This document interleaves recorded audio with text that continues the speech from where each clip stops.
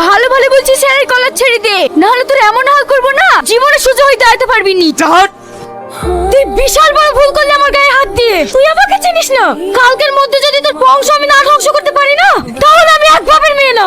Sir কি ব্যাপার, আপনি হঠাৎ করে এখানে? আমি তোমার জন্য এখানে ছুটে এসেছি। তুমি এক্ষুনি এলাকা থেকে পালিয়ে যাও। তো কেন স্যার? কথা বলার সময় নেই, তুমি এক্ষুনি বেরিয়ে পড়ো। আর হ্যাঁ, কোথায় যাবে না যাবে তোমার ফ্যামিলির লোক জানে না জানতে পারে, এমনকি আমিও জানে না জানতে পারি। স্যার আমি একটা জিনিস বুঝতে পারছি না, আমি থানার বড় বাবু হয়ে আর ভয়ে পালাবো?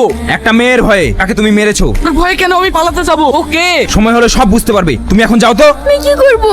আমিও তোর মেয়েটাকে মেরেছি। এই কেসে যে ছেলেগুলো জড়িত আছে 1 ঘন্টার মধ্যে ওদেরকে এলাকা থেকে চলে যেতে বলো। আর তোমরা কোথাও গিয়ে গা ঢাকা দাও। কি ব্যাপার তুমি আমাদের বাড়িতে? তাড়াতাড়ি আপনার বন্ধুরা সব এলাকা ছেড়ে পালিয়ে যান, নাহলে আপনারা মারা পড়ে যাবেন। আমি হলাম এমএলএর ছেলে, আমাকে আবার কে মারবে? যে মেয়েটার সাথে ঝামেলা করেছেন ওই মেয়েটা। একটা মেয়ে হয়ে কি না আমাদেরকে মার্ডার করবে? তো সেই আপনাদেরকে এলাকা থেকে পালিয়ে যেতে বলিছে। একটা মেয়ের ভাই আমার ছেলে পালাবে না।